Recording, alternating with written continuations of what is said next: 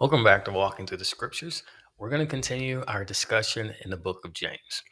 Just to recap, just briefly, this book, James, is written by James, who is a leader in the church in Jerusalem, to Christians, Jewish Christians that have been scattered abroad and likely scattered because of persecution. Many of them probably were members of the congregation in Jerusalem before they were scattered.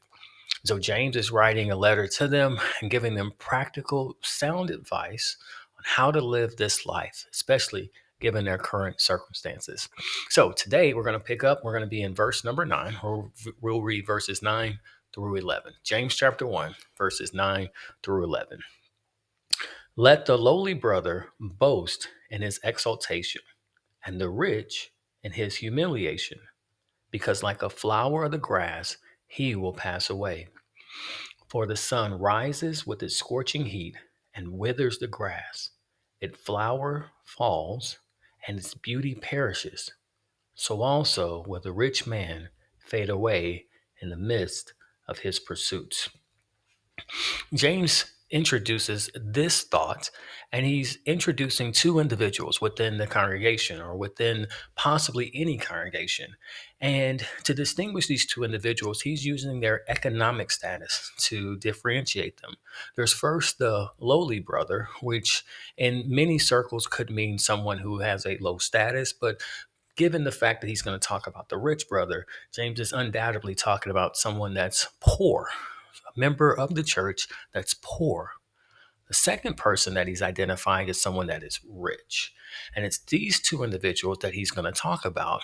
But the reality is, he's going to spend most of his time talking about the rich brother. Now, what he gives instructions to both of them is to boast. He says to the lowly brother, he should boast in his exaltation, the rich in his humiliation. And what James is trying to say is that there's something that you're going through right now. There's something about your new life that you should glory in, something that you should be proud of, something that you should give thanks to God for. And he's going to expound on that more and more. Now, there's very little that we see James saying about the lowly brother. He simply says, boast in your exaltation. Well, in what way has he been exalted or elevated? I think in order to find that out, we have to look at the rich brother. So let's take a look at the rich brother in a little bit more detail because for the rest of this thought, that's where James spends his time. So let's read it again. Let the lowly brother boast in his exaltation, and the rich in his humiliation, because like the flower of the grass, he will pass away. For the sun rises with its scorching heat and withers the grass. Its flower falls, and its beauty perishes. So also will the rich man fade away in his pursuits. James says that the rich brother, he should boast or glorify, give thanks to God for his humiliation. Now, that seems to be counterintuitive. Why would I be excited about the fact that I've been humiliated? Or at least if you're using the Webster's dictionary. So if you're looking at Webster's dictionary, humiliation speaks to the act of causing someone to feel shame, disgrace, or loss of respect. But that's not exactly the word that's being used here that James is using. The word that we're translating as humiliation, it has a different meaning. The meaning that James is using, it's talking about someone who has the quality of unpretentious behavior, suggesting a total lack of arrogance or pride. In this particular case, James is saying that the rich person should boast in their newfound mindset. This is a person who has no hint of arrogance. They don't live a pretentious life. They're a humble person. And in James's time and in our day today, rich individuals, oftentimes, not always, but oftentimes, are those who are pretentious. They're those who are arrogant. They probably have a lesser understanding of the plight of other people around them, especially people who don't have money. And so, on some levels, they're either indifferent or ignorant to what's going on around them. And if they're not arrogant, it at times can seem as if they are.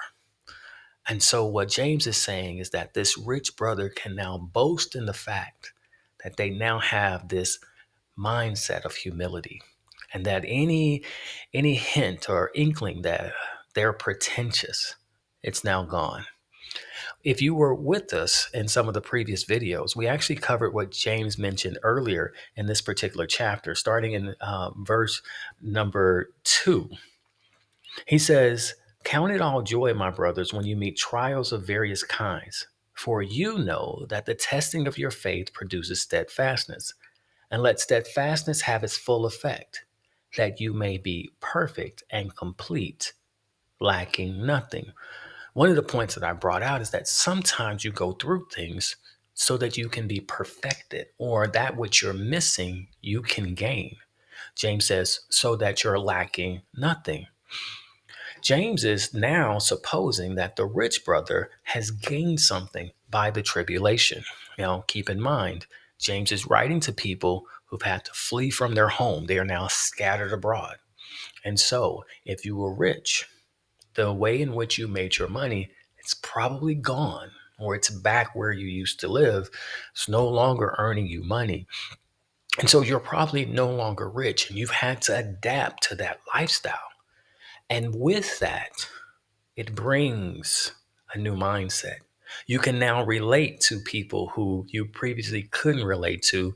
And if you were pretentious and it was tied to who you were or who you thought you were, that mindset is now gone. And so what they've gained is a new mindset, a new reality. And James says that's something you should be proud of, because now you're different. And then James continues on with his particular discussion.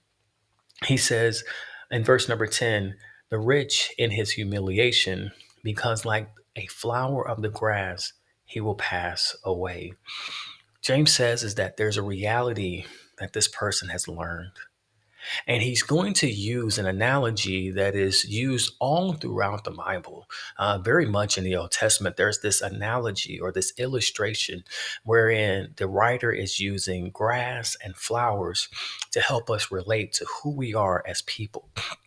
And James picks up on this same thread of discussion, and he says, like the grass of the field, he will pass away. I like the way James speaks to this, but actually, for us to complete this particular thought, I want to jump over to Peter. First Peter chapter 1 and verse number 24. I like the way he brings up this same analogy. Verse number 24. All flesh is like grass, and all of its glory like the flower of grass. Grass withers, and the flower falls, but the word of the Lord remains forever. Again, the same illustration, the same analogy. What he first starts out is he says, all flesh or all of humanity, we're just like grass. And an interesting analogy, but if you think more about it, I think it's perfect. If you look at a lawn of green, luscious grass, there's beauty in it. Springtime comes and everything's coming back to life. And you drive by one of your neighbor's yards and it's green and it's just popping. It's beautiful in its entirety. But there's so many different blades of grass out there that there's not one blade of grass that stands out from the other. They're all equal. Every last blade of grass is the same. Nothing remarkable about it at all. And so what the Holy Spirit is trying to get us to see through this analogy is that each and every one of us is just like a blade of grass. We are definitely unique and we're definitely special simply because we're made in God's image. But if we were to compare ourselves to each other, well, the reality is there's nothing that distinguishes us from each other. We're the same. We're equal. And James is saying is that all flesh, we're just the same. We're just like grass. And then he talks about the fate that we have. I'm sorry, this is what Peter says, Peter's account. He says, the fate is that grass, it's going to wither. I have seen this firsthand, and you have as well. But there was a moment that really encapsulated this for me. I spent 10 years in California in the Bay Area. And when I first got there, it was the beginning of spring. And as you would go down the highway, you would see these hillsides or these mountains, and it would be this luscious green. And it's the most beautiful thing you've ever seen. And I remember one day, we're very early into our move there. My wife is commenting to someone else just how pretty the scenery is. And this person smiling says, just wait a little while. And sure enough, 2, maybe 3 weeks later, everything's dead. It's gone back to being that golden, dormant color that it always is when grass fades away. And why is that? Well, the sun came out and it never rains in California. So the grass died. And that's what Peter is trying to bring out. We all go through this same life cycle. There's a point in which we live, and then there's a season in which we fade away. And that's simply how the world works. The writer in Ecclesiastes also encapsulates this. In Ecclesiastes chapter 1, starting with verse number 3, he says, what does man gain by all the toil at which he toils under the sun? A generation goes, and a generation comes, but the earth remains forever. The sun rises, and the sun goes down, and it hastens to the place where it rises. What he's saying is that we all are going to live, and we're all going to die. And that this cycle of life and death, of humans living and dying, it just keeps going over and over and over again. But the earth is rather unfazed. Seasons come and seasons go. The sun will rise in the east and set in the west. It's what happens every single day. And it's been doing that for thousands of years. And it will continue to do the same. And in and of itself, this is how life manifests itself. You know, yesterday was a really important day in our household. I dropped my daughter off at her first day of college. And so she's now moved out of the house. We are now empty nesters. That is a significant moment in our lives. There was the day in which I moved out of the house, the day I got married, the day that we had brought our daughter home, and now the day that she leaves. Wow, so significant for us. And yet, as I looked around, there were thousands of other parents dropping off their children, undoubtedly going through the same emotions that I have, having to adjust to the new phase of life that I'm having to adjust to. And that was just at that school. Think about all the other schools in the state of Texas on the same day, the parents experiencing that. Expand that out to the US, the number of parents experiencing that, and then globally. While it's so significant for me, there's all these other people going through it. The point that I'm trying to make is the same point that James was trying to make. We are all special, but at the same time, we're all the same. Each and every one of us, we're all like a blade of grass in the lawn, uniquely important, but no different from anyone else. And this is the lesson that the rich brother has learned, that time is the same for each and every one of us. There's no real distinguishing factors here on earth. Well, there are a few distinguishing factors, and Peter actually talks about that. He talks about the flower. We first talked about the grass. I want to talk about the flower. When you think about a flower in that lawn, now that grabs your attention. It stands out. It's colorful, it's vibrant. Boom, it stands taller than the rest of the grass. It's something significant. Notice what Peter says. He says, all flesh is like grass, and all its glory, or the glory of man, is like the flower of grass.